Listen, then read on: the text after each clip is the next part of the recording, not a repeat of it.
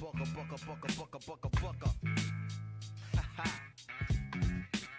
You know the deal. What's going on, everybody? Welcome to another episode of Can We Talk? This is your boy Eric, and I'm here with Anthony. Anthony, how you doing today? Doing good. How are you? Good, I'm doing well. Before we start, this show today is brought to you by Audible. Audible is a leading provider of premium digital spoken audio information and entertainment on the internet. Audible content includes an unmatched selection of audiobooks and other audio products. Users can sign up as an Audible listener, which gives them book credit each month for a low monthly fee. Customers download their choices and can access them on the iPhone, Android devices, Fire tablet, iPad, or other MP3. If you want to start a 30-day trial, your first audiobook is free. Reach out to http://www.audible.com/Detroit or send a message to text Detroit to 500-500. Anthony, I know you're an Audible member. Tell me about a little bit of the products and services. Right, yeah. Let me show you how it's done, man. Yeah. You know what? Being an Audible member, it's a great thing. Someone like me who works a lot, I don't have time to sit down and physically read a book, whereas certain novels you have read by these excellent narrators, like you have Invisible Man by Ralph Ellison, read by Joe Morton, who plays Papa Pope on Scandal. You have That's awesome. You have Stephen King's Mr. Mercedes, read by Will Patton, one of those random dudes from Armageddon. But he's a great speaker. He's a great narrator, though. He was in the foreground. You probably didn't remember his character, but he's a great narrator. Okay. Yeah, I feel like it's the wave of the future. I feel like having somebody, a competent narrator, read your book is great. And Audible has all the best selection and the best readers.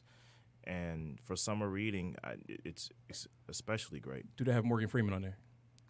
Yeah, I think they do. I need to hear Morgan Freeman voice. I don't know the exact one, but I know they do. But I know they have Marshawn Ali reading the novel that inspired The Free State of Jonas. Oh, yeah. I want to get the name right. I think it's The Free State of Jonas.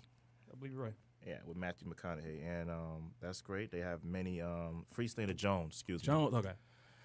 And they have many high-profile actors reading classic novels. I think Michael C. Hall, who plays Dexter, he read Stephen King's Pet Sematary. Yeah, I'm an Audible fan. So again, you all, for a 30-day trial and your first audiobook free, go to www.audible.com/Detroit and text Detroit to 500-500. Again, www.audible.com/Detroit and text Detroit to 500-500. I'm excited. I'm about to sign up for this. You should, actually. Cool. You should. It's great. So I want to start off today's episode by getting a little bit into current events. Did you put in the text code, too? The text code, Detroit 500-500. Okay, great. Remember that. Text Detroit 500-500. And I'm about to do that right now as we speak. Give me 1 second to get my free audio book. And I think Shayna's coming in right now. I think Shayna's joining. There she is. She's an Audible member, too. Shayna, you got Audible, right? Yes. Perfect. And I heard some great things about it. Anthony gave me all an insight. And I'm about to sign up right now. Remember, text Detroit to 500-500.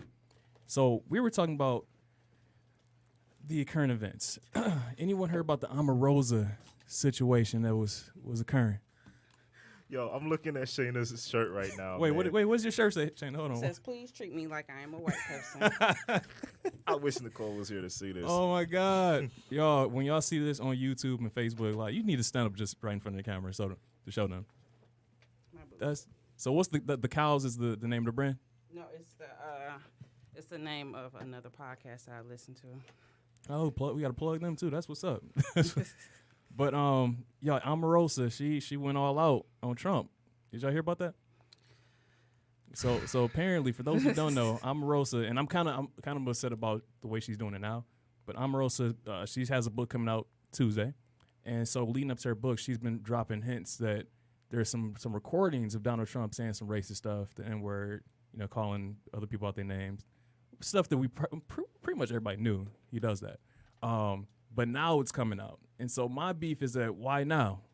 If you felt so disrespected, if you felt that he was racist, why would you want to wait until, the day your book comes out, the week your book comes out to feel all upset? I think it's pretty obvious, man. Everybody on that administration is trying to get a bag. I think Everybody. Omarosa was trying to get a bag. Everyone was trying to get a bag, and the bag didn't exist. Yeah. So they're gonna get it however way they can. So I'm not surprised by the tell-all book. I won't be getting it. But, Don't audible that, y'all. Don't waste y'all money on that one. But I just feel like for her, Credits. right? But for her, I just feel like her credibility is already shot. Like again, you can't come to me crying, saying, "Oh, he's racist. He looked down towards black people," but you were eagerly willing to accept his administration and a job there. I would probably give her the benefit of the doubt if she wasn't pushed out of the administration. If it like something that she went in. I'm not sure if you guys are familiar with the book and the movie by Sam Greenlee called The Spook That Sat by the Door. say that again. The Spook That Sat by the Door. Oh, what's that about? It's basically about a black CIA agent. He is the first, and he basically joined the CIA to gather intel to take that information back to the black community so they could use that information to be constructive. But he wasn't pushed out. Like, he left on his own. Yeah. And he acted in a certain way, in order to make, white people feel comfortable around him, and so that they would give him information. Wow. So I don't think it's that type of situation, like I said, because she didn't leave on her own. She was pushed out. She was literally, like, kicked out of the administration. Wow. But that's deep, though. I mean, again, I'm sure we all know, I'm sure he said some stuff, the N-word, multiple times. Excuse me. Sorry. But it's just weird timing for me. She could have came out with this, months ago when she was kicked out of administration, back in, I think, it was earlier this year. So it's a little too late for me, but. I may read it if I can get it for free. Like. Right. Well, if you download, if Audible, I could get it for free, I wouldn't even rent that from the library. I got Donna Brazil's book. If it's like, I'm not a fan of Donna Brazil, but I got her book from the library. I read it, so I would get it from the library. Okay.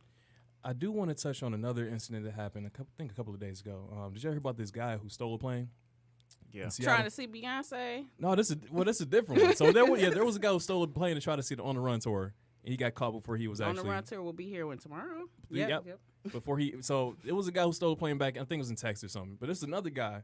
I think he was in maybe Seattle. He stole a plane, actually flew it, and then crashed it and died. I think he has some mental issues. You could hear him on an audio recording just saying like he's about to do a barrel roll and then nosedive and call it a night. I'm like, man, this guy he lost it. But man, that was an interesting situation. I've never seen. First off, how do you get access to the plane? He was a worker there, but still, even as a worker, I'm sure you can't get on the tarmac and hop in a plane. But that was just definitely an interesting story if y'all followed it. The audio recording was crazy. It's like 28 minutes long. This guy pretty much ranting on about, he's just going through some stuff in his life, and so he decided to just hijack this plane and kill himself. So, yeah, that's unfortunate. But for my current events, that's pretty much it. I want to touch on anything that y'all saw in the news this week. That Didn't you say something about Chicago? Oh yeah, Chicago. The violence in Chicago. It happened last week. It was a crazy weekend in Chicago. I believe like somewhere in the double digits of people got killed. Like 11 people got killed or something over that weekend. And it's sad. We got to come together, as a community to fight this violence in terms of gun violence, but also understand the systemic issues and where this sort of lies, where it comes from. And so it's not just on the black community. It's not just on these kids who are killing each other. It's on the whole system. We all got to figure out a way to, come together, fix this, resolve these issues, especially in communities like Chicago who are dealing with this stuff, every weekend. So I agree. So should we move the segment on?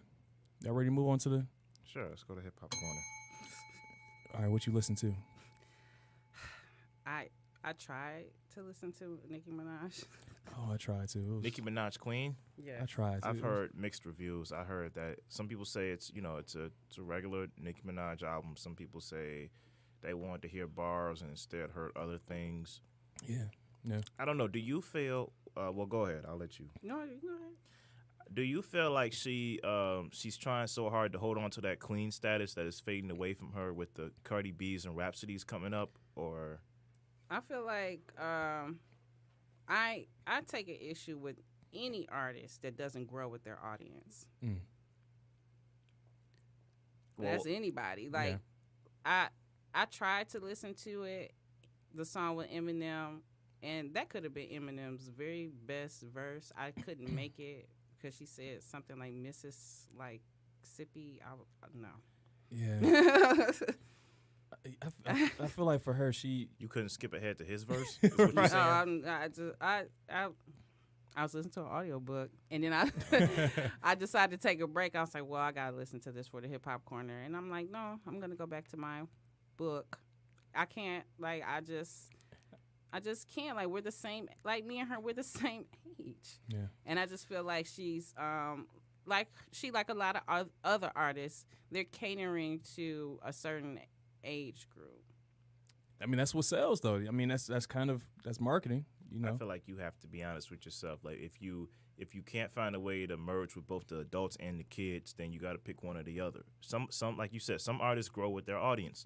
I guess Nicki is tapping into the kids, and from a business aspect, I can't hate on that. But from a hip hop aspect, I'm like, well, I guess she's stuck where she is. Yeah, I mean, even artists like, and I know some of y'all don't really care for Jay-Z, but Jay-Z, he found a way to do it. Like, even though he's 49 years old, he can still make music where everybody sort of feels. You know, they like it regardless of age. I think by the time Eminem matured in his music a bit, because I do believe he matured in his music, speaking about recovery, addiction, and all that. By that time, some people had reflecting on the things he said in his past, the irreverent things that says, you know, you're a homophobe, you're a racist and stuff like that. When it was really just Eminem being just a dumb rebel. Yeah. That's the reason we liked him, because he was like he was dumb, he was a rebel, and he could rap. You know, that was the only reason. Yeah. But I think some of that stuff catches on to artists like him, and he's trying to kind of revert that. Like, he doesn't play clean out my closet anymore because homeboy dissed his mom. You know, he realizes that wasn't cool. Yeah. But when you're an adult and you try to corner the market on kids, like, what about the kid artists that need to break into that market?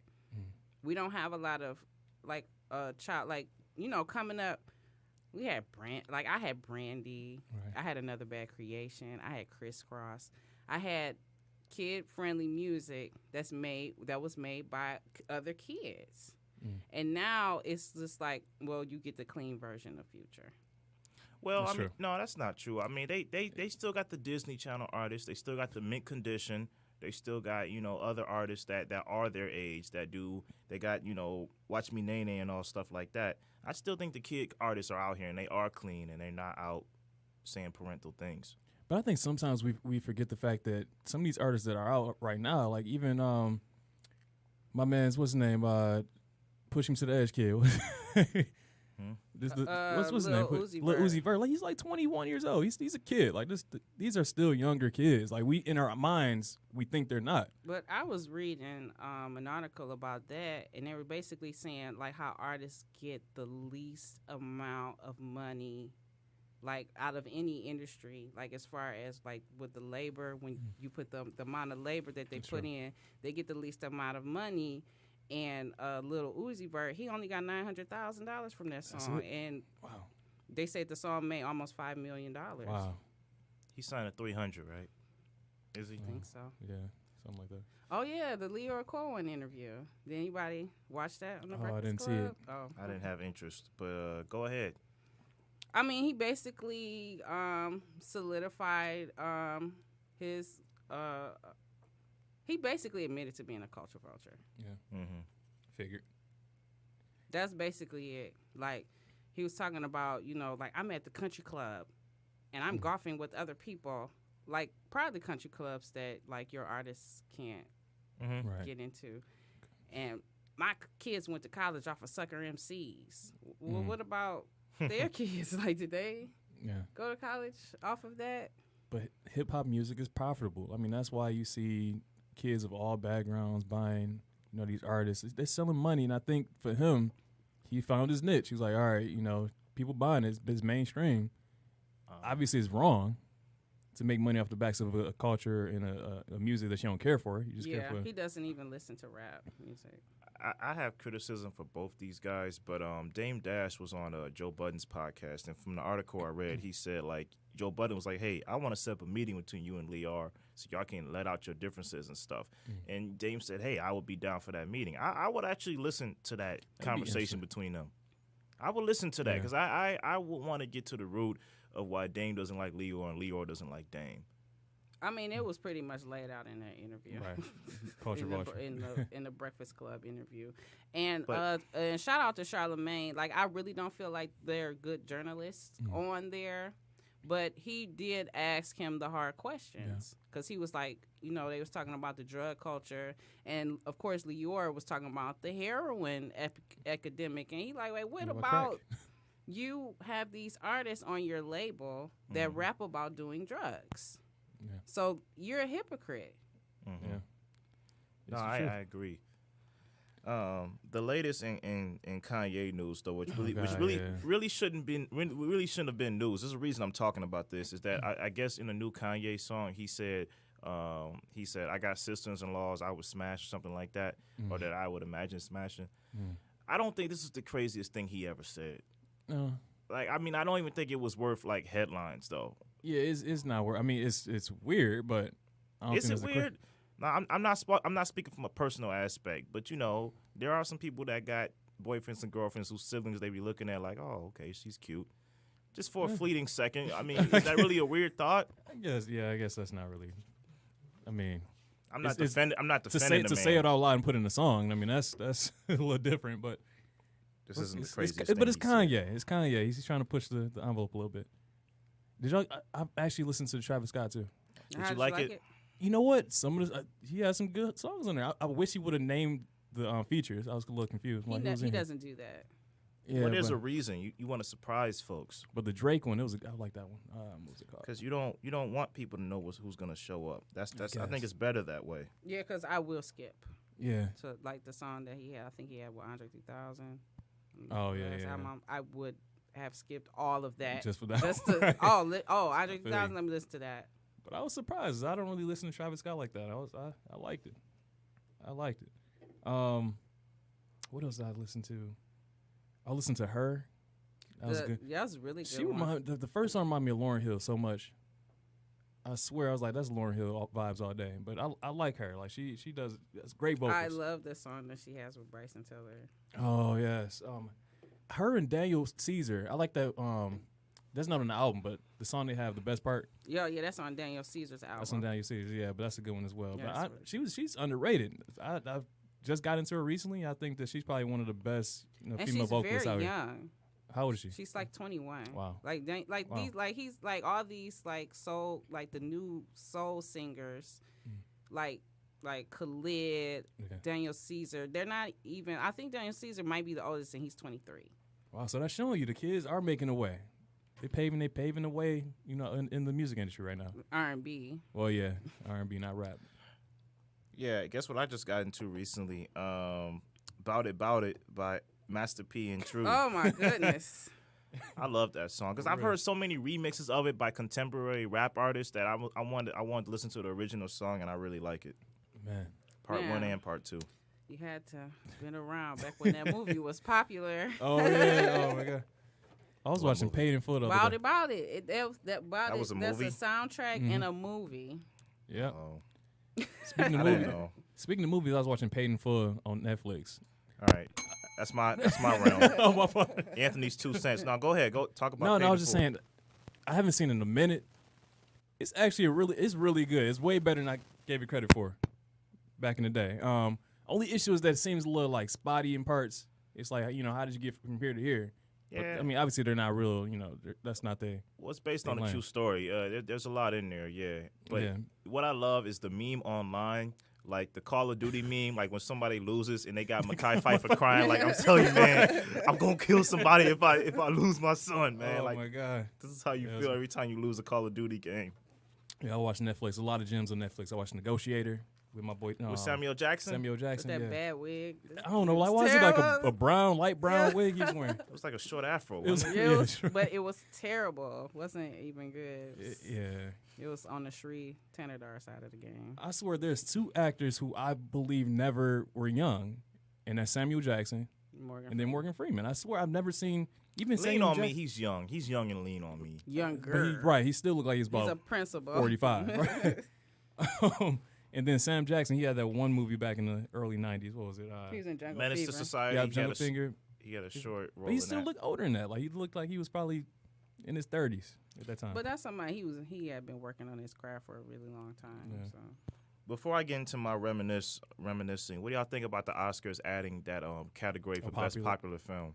Some people feel like that's gonna cause a separation between art and just popular popcorn movies. So that's the main criticism, and I'm like, well, you could look at it that way, but for the kind of like records that Black Panther broke or films like that, like they kind of deserve recognition. I agree, because I think when film critics get together, I think they tend to pick these obscure films I've never heard of as being like the best films. But in reality, the most popular ones they should be recognized as well. If you got $1 billion in the box office, how come you shouldn't be given some recognition for an award? But the best is it the best popular movie or the most popular movie? I mean, does it matter?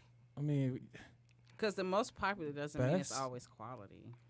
Well, I True. mean, I don't know how exactly they are categorizing these, but all I know is that popular film Oscar. I guess that's what it is. Yeah, popular film Oscar. That's what it is. Best picture, popular film. I think that's also to draw like more ratings. Probably so. Because if it's like a popular movie category, then a lot of people go see movies. Like, oh yeah, I went to go see that and I thought it was really low. Or I went to go see all of these. Right. And I want to see which one is going to win. That's Right. Well, they do that for the best pictures too. When it gets close to Oscar time, theaters like AMC, they got like a whole roster of the films that are nominated. You can have a marathon or go see each one individually. Yeah.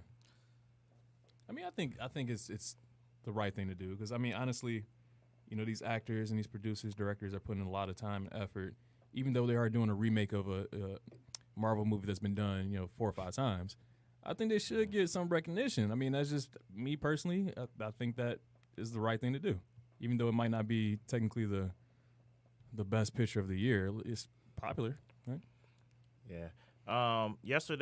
Last night I was kind of in my feelings. Like 2001: Space Odyssey. Do you love me? Right. 2001: Space Odyssey came back into theaters. It was it's at the Redford Theater this weekend. It was re-released in 70 millimeter.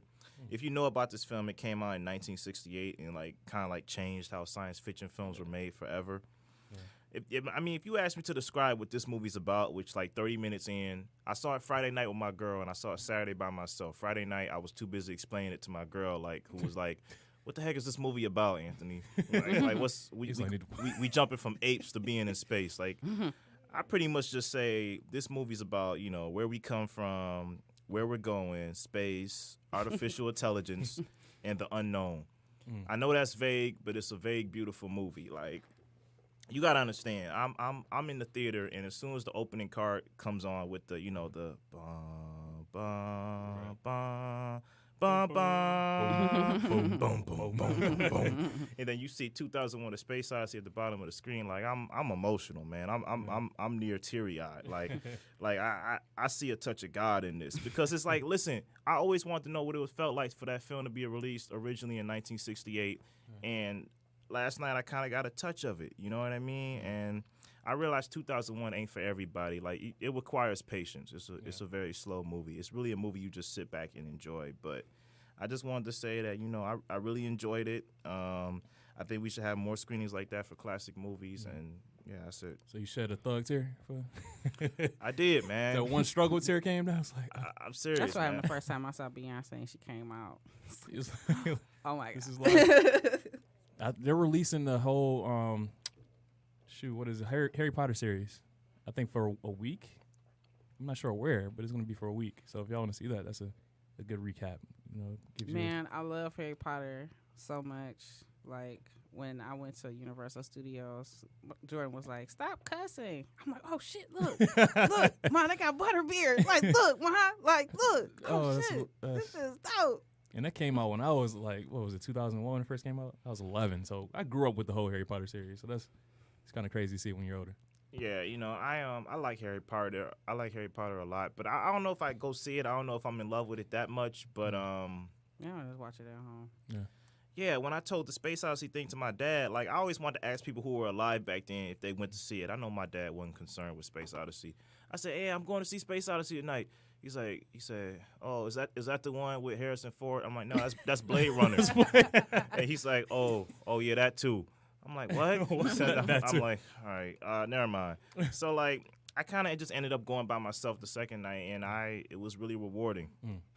I liked it, man. Well, I saw a movie this weekend. It was really good. Black Klansman. How'd you like it, man? Give us your review. You weren't interested? You got to give it. You got to see it. Interested. Oh my God. So. But how did what is it, John Washington? He did an amazing job. So for those who don't know, Black Klansman it's a true story based off of a Colorado police officer who went undercover to infiltrate the KKK. So essentially, he was using his voice to communicate over the phone, and then his partner would go in and meet them in person. So it's like coordinating the efforts between, this one guy, but between two guys under the name of one guy who was Ron Stallworth. And obviously, Spike Lee has this sort of, his cinematography is always amazing. He has that still shot where you're floating through. Yeah. So he had that towards the end, and the music is always amazing with Spike Lee films. He plays music in every scene, doesn't he? Yeah. He's known for that. Yeah, every scene. So every scene is, but it talks about sort of this counterbalance between, the black people in the community, where they're trying to fight the forces of, the suppression, but also infiltrating to see sort of the hate that's built into the KKK, and sort of these two stories like juxtaposed to each other. It's really good. You gotta see it. I walked out at the end. They had this scene where they brought it to the Charlottesville protest, and it showed like the car plowing through the people, and Heather Heyer, unfortunately passing away. Talked about her, and it was sad. People were in the audience crying, like people were shocked. Like when the movie went off, it was dead silence for like 5 minutes. Like people were just sitting there not knowing what to say. When I went to see Fruitvale Station. That's how it was when I saw 12 Years a Slave. It was. I will not. But I read the book. That's enough for me. I cried reading the book. Go ahead, Eric. And I'm not giving, because I'm just giving y'all some of the key points. But you got to see it because it's going to give you, because I'm sure you heard the story on Twitter and people talked about it. But it shows you how far we haven't come. Right? It shows you just like we are dealing with some of the same issues that even back in 1979 or whatever year it was when he infiltrated the KKK in Colorado.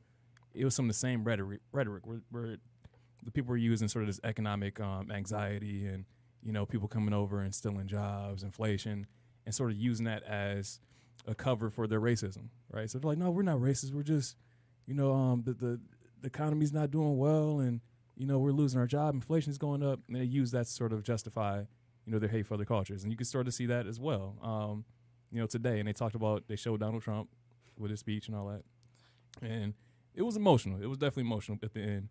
I highly recommend. I feel like with certain films, like a documentary like I Am Not Your Negro, which followed James Baldwin's readings, I feel like when you bring race into a conversation, it paralyzes things and it gets people to really think. Like I really think race paralyzes conversations, but it paralyzes it to a point where it makes both sides really reassess what we're talking about, what the topic at hand is. And I feel so uncomfortable with parts because they had like the white actors throwing out the N-word, every other line. Right. And you could like tell Django, people like Hateful Eight. Yeah. And you could tell people in the audience, they were like, how do I react to this? Like, do I laugh? Do I not? Right.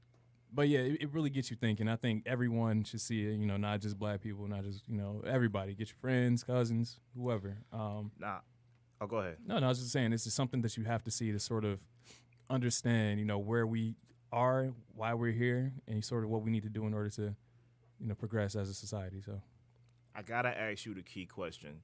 Now, I don't usually listen to reviews when they say stuff like this, but is it his best film since Do the Right Thing, or is that just a hoax? It's close. It's gonna be close. So Do the right. What about Inside Man? No. Inside Man. No. We're not putting Inside Man was Man good, over Do the but Right it's not Thing. like a cultural like. Don't do you it, said Shayna. since Do the Right Thing. Like this is his best film since Do the Right Thing.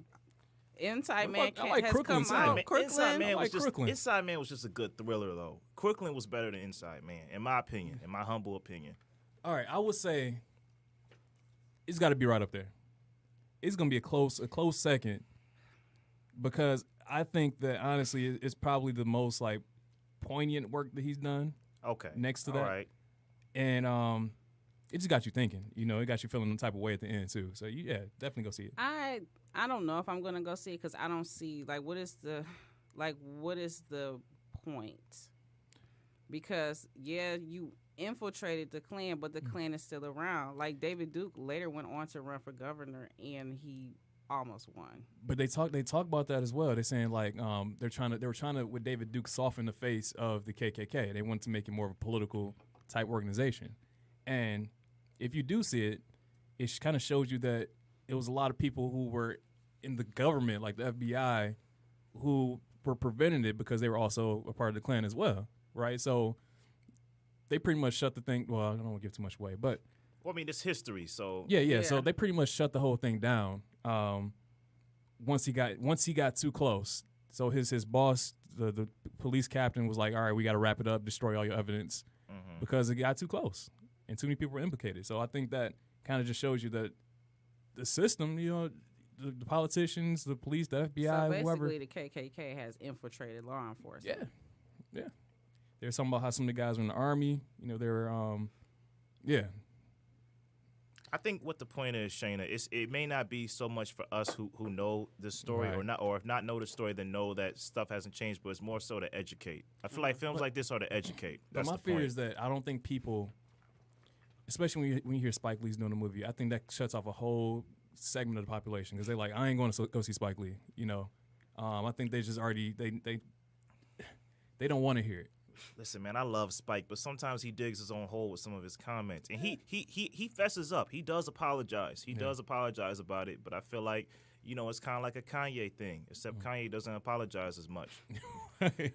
But I think Spike is more sane than Kanye, but I you think know, yeah, oh yeah, definitely. I just think you know, he's a guy who he tells it like it is. I mean, I think Spike has a set of a lived experience that, you know, he wants to share to the world, and you know, regardless of if it, you know, makes anyone feel uncomfortable, he's going to say it, and he does it in a creative way. Kanye, I guess you could say the same thing about Kanye. He does what he does. It's him. We may not agree with it, but you know, you can't fault him for that. But I would say I would highly recommend going to see it if you just are free. I think it's at the Royal Oak. What's it called? The theater. It's really good. So, Maynard, yeah, it's Maynard. everywhere now. Yes, everywhere now. that way. What about you, Shayna? You saw something? No, I've been listening to audiobooks. Audible. What's the book you listen to right now? I'm listening to The CIA as Organized Crime by Douglas Valentine. Okay, That sounds good. I'm listening to Mr. Mercedes by Stephen King. Okay. It's very good. They have a show out based on it now. I'm actually listening to foreign language audiobooks. Are you really? I'm trying to learn. I want to learn Japanese. I'm just listening to stuff, and it's not clicking though. It's hard. Okay. All right. No, it's cool. All right. So let's break down our topic today, because I think the base question was, are you really safe? Are we really safe out there? So are we talking about the internet? Because I know we was gearing towards the internet. Or are we talking about our consumption of what we see on the tube? Or You know, we can do an all encompassing, because I think this can be a broad topic that touches a lot of areas. And so yeah, let's do it all. Let's do television, internet, whatever you think. So I would start off. I think that obviously the most obvious question or answer to this question is no. Obviously, we're not safe. As you can see from people's stuff getting hacked on the internet, the stuff that we're watching on television, sort of. the United States was hacked. The United States of America was hacked and attacked through the election. And Do no, it all the time. they do it all the time. Do it all, like in that book, like every left-leaning government we've infiltrated politically. Yeah. All of them. So you're saying we hypocrites, huh? Basically. Well, I mean, yes, we do, But I think this is the first time where the United States itself has truly been compromised. We knowingly, I wouldn't say knowingly, but a specific party knowingly was complicit in that. Mm-hmm. And I think that's where it's like a little scarier. But yeah, the obvious answer, no, we are not safe. I think that there's so much access. Our information is all out there for the world to see. You find the right person who can hack into the system, they got you. They got all your information. They got credit cards, social security numbers, all that. So, no. I was reading on DetroitNews.com today that there's a scam like going around where like people are emailing people like, we're going to expose your porn search history. And like they were saying like, don't fall for it. Me, I can't take no chances. What you want? Well, what's being asked at hand here? Just money or money. Extortion? Oh, okay. Money. So it's basically extortion. They're saying like, we know your porn search history, or like exposing of That was a Black Mirror episode, wasn't it? Oh yes, that was. It was. That was the twist. It was exposing of crimes. Like the one guy was looking at child porn. Yeah, right. Tapped into it. I mean, that Black Mirror episode kind of sums up a lot of this topic too, because I think Black Mirror is just that's pretty much what's going on right now. What could happen? Yeah. I mean, I'm sure it's happening. We aren't safe on the internet because there's so much misinformation on the internet also. Yeah. Like when people Google or people use Wikipedia, like you can edit Wikipedia. Like anybody can, but and like a lot of people, they ignore, the footnotes at the bottom of the page where you can actually go look to the source of things. And then there's also like, as far as information, like people, they will say things like something to be said in a book. Mm. And the book doesn't have any citations, but that book will be later be cited in another book or in another, paper or something like that. Yeah. So I think a lot of us, myself included, we fall victim to misinformation. And I think that's going to be a problem, especially considering how these conspiracy theories like travel so far. I think just like this conspiracy theory I was talking about, like something like QAnon or something. Mm-hmm. Where they think like these 13 people in the government have conspired to, I don't know, brainwash the American people. It's some weird conspiracy that these right-wing people have. And they're actually believing this. Like CNN interviewed these people and they're like, yeah, this exists. Like the government doesn't want you to know yada yada what's going on. And but CNN is like, they take part in the spreading of misinformation. Like the fact that we can only get our news from these conglomerates and they're all like kind of pretty much owned by the same people. Yeah, that is true. I think it goes down to subjective versus objective statements. Right. Like even going back to Space Odyssey, like, that film came out in 1968. And people started the theory that, Stanley Kubrick filmed the landing on the moon. We've never been to the moon. Just because of how exquisite the film was shot, they felt, okay, he filmed Neil Armstrong going on the moon. And for a while, people actually believed this. Yeah. Do you believe we've been to the moon? I do. I do. If not us, then the Russians. I believe one of us been to the moon. I mean, but the thing is, as you said, some people take statements as fact without actually having anything to back it up, those claims. And it's so prevalent nowadays, as you were talking about with this misinformation, with technology and internet being able to give people their platforms without any, like, want to vet it. That's where it's kind of scary, because I think that people are dumb and we get brainwashed into a lot of things because we aren't willing to do that research on our end. And that's why I appreciate people who are actually taking the time to, read books, like reading about the CIA and seeing what, sort of things that took place under their control, and just doing your research, doing your due diligence, because I think it's so easy to just read the headlines and call it a day, without actually digging deeper and looking at that evidence. There was an incident where there was a lot of famous people uploading videos of certain slavery happening overseas, and then Lupe came out and said, no, guys, don't believe what people are saying. This isn't slavery. I don't know where this was, and I forgot what this was, but I'm trying to look for it. Do y'all know what I'm talking about? Yeah, I think it happened in, like, Liberia or something. It was where people, I think they were saying that they were being traded or taken from their homes because they owed money or something like that. I think it was more so, like a labor thing. I think they were just being paid. I forgot what it was like. about. I really like whenever something comes from the top down, and by top down I mean when it's like a celebrity informing us about something. Yeah, I'll be like, this is some bullshit. Yeah. Like the whole Boko Haram thing. I didn't hear about it from the news. I heard about it from other celebrities, you know, saying like bring back our girls and stuff like that. But like, where did he come from? Like, how did he get out? He's standing in front of a tank. Like, tanks aren't cheap. Right. Like, they're not Toyotas. So how did he get that? Like, where does he come from? Like, who? Like, he's not of his own creation. Like, can you give us some more information instead of saying like bring back our girls, and then have all the girls been brought back? And then there's the Joseph Kony scandal. Was his first name Joseph? There's the scandal about a man, his last name was Kony, who had child soldiers, and there was a promotional film that came out at the time saying, hey, we need to stop Kony and all this, but by that time it had already been stopped. Mm-hmm. Yeah, and I remember seeing like the Kony stickers everywhere. Yeah, I remember that. People like, stop Kony, and had the stickers all on campus. I'm like, it's just so, but it's easy to fall into these traps because this is our life. Like, we see stuff on the internet, on Twitter, we think that it's the truth, but oftentimes it's not. And I think we're so quick to jump on board things because it seems popular.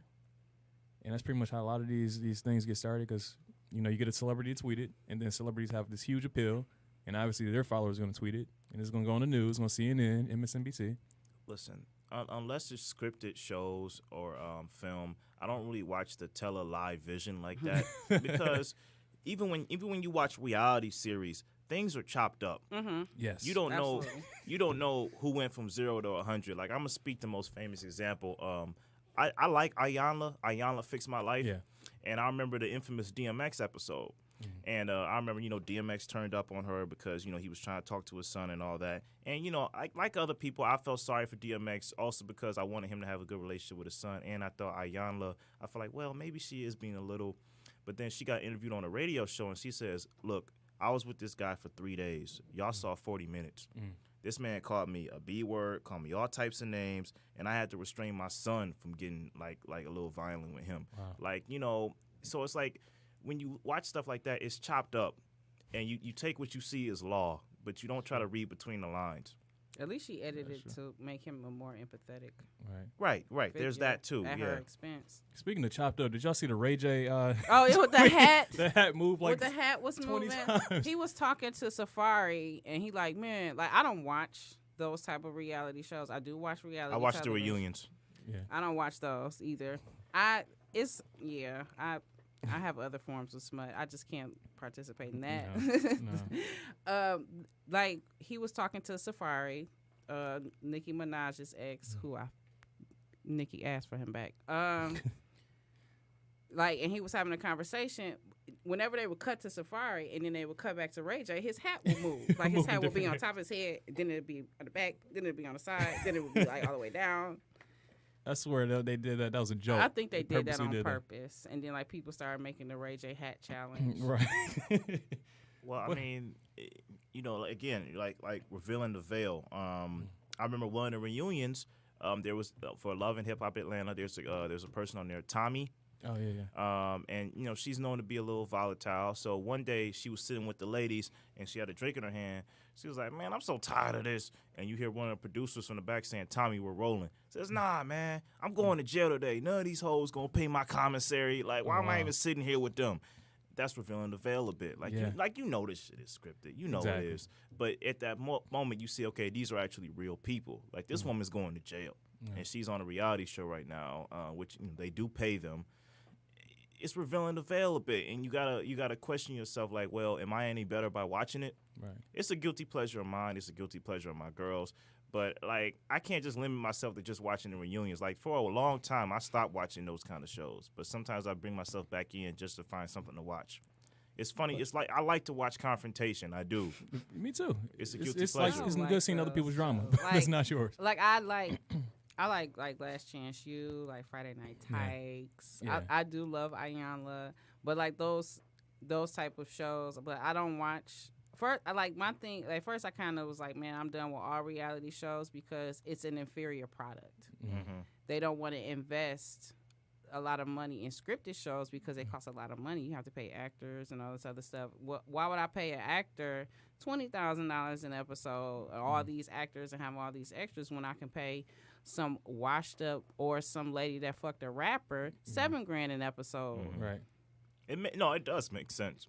Yeah. So like to me, it's like I'm consuming something that they know is an inferior product. So I'm not gonna watch it. I mean, when do we say though that it's enough? Like, you all made that conscious decision not to watch it, but there are hundreds of millions of people who haven't, and you can sort of tell that it's affecting our culture. Well, right?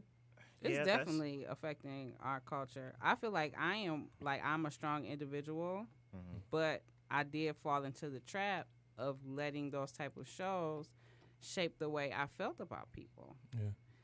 Like I had really a negative outlook on, people, watching this stuff. Like, oh, she gold digger. Right. He always cheating and then stuff like that. And then they take up so much of our time because we watching it. We tweeting about it. We going to work and we talking about it the next day. Yeah. So I'm just going to cut this out and read books. I mean, I try to, I keep a balance for the most part. Like, I just now got back into the smut just for entertainment purposes. But, I mean, like, I strictly just watch the reunions because it gives you a summary of everything that happened. And I don't let it affect me. But after a while, I got to be like, damn, like, all these bitches and hoes that's being thrown out. Did anybody have a good mama? Did anybody have a nice mama? Like, what's going on? Like, But it goes beyond just scripted. Okay, just curse her out for a bit, then we're going to switch to the next segment. It's like, come on. And then you got to think about how we internalize this stuff into our own, like for our children. And when I was working in high school as kids, this is like when Bad Girls Club. Bad Girls Club. All the girls, they acted like that, like bad as hell. And it's because the stuff they see on television, they don't. No one respects each other. They don't respect themselves because it's like, oh, I can get famous and act like this because they famous and act like this, right? And I think that sort of tears down this sort of social fabric of what's acceptable. I mean, even though what's acceptable depends on, who's defining it. But it's not a good look when you have little kids trying to emulate this stuff and trying to be like these people who are fake. Like, this is not real. They going back home and they might be fighting right now. That's for television, but they're best friends. They laughing when they cashing these checks. And so we're just doing such a disservice, though. And I think that's one of the biggest issues regarding our safety. I think that's going to be something we got to look at. I ain't gonna lie. Sometimes I worry about the reality stars' safety. Like, I worry about, like, when they go home and the cameras are off, what are they saying to themselves at the end of the day? They say, like, okay, that was a good shoot. Like, homegirl kind of hurt my feelings, but it's a part of the job. Or homeboy kind of came for my ego, but it's a part of the job. Like, I do worry about them. Like, and you know some of their kids are watching it too. Right. Like, you can't deny that. So I kind of wonder where they come from with it. And that's a valid feeling that you have because, like I was saying before, it doesn't end. These people have Instagrams. These people have Twitter accounts because they have to promote the show. And a lot of people, behind the veil of anonymity, they say very mean things to these people. They not knowing that this is kind of sort of scripted. Right. Like a lot of people. Like, I'm not gonna tweet the lead actor of Power, like, oh man, you fucking out for that. Right. I know it's but it's a scripted actors. show. Like, he's Right. an actor. A lot of people, they don't believe that these people are actors because they're using their real names. They're their real personas. They're promoting their real businesses on these shows and on their social media platforms. So they do say very mean things. Like, I used to follow I don't follow celebrities because people say very mean things and it will, like, I remember I used to follow Beyonce and it was a picture of her like by herself, like sitting in a chair. This had to have been like 5 years ago on Instagram, and like the comment that I could, because they don't show all the comments, but the one comment that I saw that said Blue Ivy is ugly. Wow. Who the fuck are you? Like, Right. why would you It's a child. why would you say that to a mother? Like, not just not a celebrity, but a mother. Like, why would you say that? Yeah, and they can be even more savage on Love and Hip Hop, talking about each other's kids. And I feel like every reunion I see, I always got to hear somebody say, let's leave the kids out of it. Mm-hmm. But it's kind of disturbing that you got to keep hearing somebody say that at every reunion, because it's like, y'all should get the hint by now. The kids should be left out of it. Because, I mean, it's just the bigger the reaction, the more it's going to blow up on social media. That's it when it comes down to it. And I think a lot of fans react that they lack the critical thinking skill to realize that, you know, half of this stuff is fake. Like, you know what they say, don't believe what you hear, only believe half of what you see, none of what you hear. And then, like, a lot of people, they do that for attention. Like, they say negative things to celebrities for attention, because it's very rare that you'll see a celebrity respond to positive things, because they'll have tens of thousands of comments and thousands of positive comments. Oh, I love you so much. I love your last album, blah, blah, blah. And if somebody say your last album fucking sucked, they'll respond to that one individual about how hard they worked and all this other stuff. Jaheim, when he got his hairdo, he was responding to people clowning him for that. And He look like a newborn baby. well,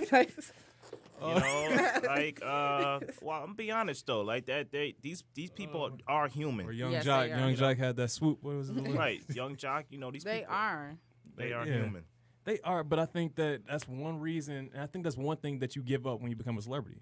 You give up that fact that you are just a regular person.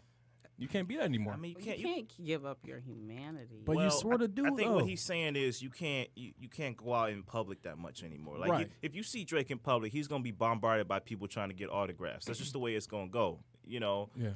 It's not saying he's not human anymore. It's just that you got to be aware that you're a celebrity. If you go to the supermarket, go ahead. But even then, I'm thinking like your persona, like who you act as you are as an entertainer, singer, rapper, and your actual real life characteristics and personality. That sort of merges because you're always on stage. Like even if you're in the grocery store, you're on stage. If you walking your dog, you're on stage. You can't be off the stage at all. And I think that's sort of that. I can only imagine the negative effects that have on your psyche. That's why I wonder about the mental stability. Like I think the realest reality show ever made, underrated, is I Love Money. You took the former reality contest from Flavor of Love, I Love New York, Megan Wants a Millionaire or whatever, and you put them for what most of them came on that show for, to get money. I Love Money. You compete for money. That show was objectively one of the best reality shows because it kept it real. Yeah. Shout out to Native Detroiter. Nikki Alexander won the first season. Oh yeah. That's Hoops. Hoops. Yeah. See, we know them by their And I remember I saw ignorant Hoops at flavor Time. names. But again, it reminds me of the Truman Show. I love that movie. That was such a good movie. It is a great film. How we live for that stuff. We like to see other people's, the bad things happen to people. We want to see their anger, their passion, their joys. Like we get a sense of purpose from watching them fulfill their lives, which is kind of strange. Or you could flip that and look at it from the perspective of Truman. The people that are on the tube, you got them even questioning their best friends. Like, are you turning up on me for the camera, or are you really mad at me outside of all this VH1 entertainment stuff? But it's deep though. It's tough because I can only imagine how you feel. I'm sure it's like a battle between themselves. Like internally, who are you? Who do you represent? And I just couldn't imagine like the sort of pressure that you under, every day to sort of be on. That's gotta be rough. Yeah, and then like as far as like internet safety, like I'm on Jordan like a hawk. Like you can't be on YouTube. You can't use a browser for anything. Yeah. I don't care what you're looking at. Like That's true. Like, but my mom has given her like free reign, like over her iPad, and so she knows like she doesn't go on the browser, and I deleted the YouTube app, so she mostly like listens to music. Okay. And it's just like funny because you know how like Apple every Tuesday they make a playlist of your favorites. So it's like Temptations and Teen Titans on the same playlist. Yeah. Yeah, the dark side of YouTube can be something else, man. The could underbelly really be of something YouTube. else. Yes. It's some crazy stuff. I've gone down a YouTube rabbit hole before, and I'm like, how did I get? What am I looking at? Like, it's nuts. Like you click on one thing, you just continue to click on like the suggested on the right side, and it ends up being crazy. That's all I can say. Yeah, like you could become a flat earther for like 2 seconds. Like, I actually believe this. Hold Like, wait a minute, wait. Really? Never The mind. Earth is not flat, man. I Stop said it. for 2 seconds. Right. There's Not there's in 2 evidence, seconds. scientific proof. Listen, I think the topic of this episode has changed. I think we are basically talking about how reality shows have affected us rather than like are we safe? And I think that is a legit topic because reality shows are at the forefront of entertainment. Yeah. Real Housewives, Love and Hip Hop, The Bachelor, Bachelorette. Yeah. They don't turn up as much on there, but again, that's just, Flavor of Love. yeah, that was one of the best in our generation growing up. Yeah, but now it's kind of gotten worse. But our lives have become reality shows too, like just everyday people. Like, again, when you look at somebody's Instagram, you're not seeing the bad parts of them. You're not seeing the struggles they went through. And if people show their struggles, they get made fun of. Right. And so we're all living this facade that we have to maintain this image because this is who I want to portray. This is who I want people to think of me as. But when it gets down to who you actually truly are, we fail to sort of nurture that side. Right. So we were constantly trying to be happy when inside you're broken down. Right. And that's where people, and again, that stems to that mental health issue that people facing. Why kids may commit suicide, why people may go into drugs, do drugs, because there's imbalance in who we are. All right, so closing statements. For me, closing statements, that's what I don't use. I don't watch that stuff. I do like watch Big Brother, but that's different. That's the only one I truly care about. But I try to avoid. I don't do social media. I don't do YouTube like that. It's just it's garbage, and it takes a lot of your time when I could be doing more productive things like working on this doctorate and finish this thing up. Yeah, that's all I got. To protect your neck. Like, just make sure that you're not being affected by the things that you consume on the internet or the TV. I think you should, above all else, love yourself. Because you do see a lot of people on the tube that you could interpret it as they don't really love themselves. You know what I mean? So I just say that, love yourself at the end of the day. For the one last time, y'all check out Audible, audible.com/Detroit. Text Detroit to 500-500. This has been a great episode. Look forward to talking to you all next week. We have a YouTube channel now too. Yes, we will. The YouTube is Can We Talk Podcast Detroit. Okay. Yeah, I wanted to ask you about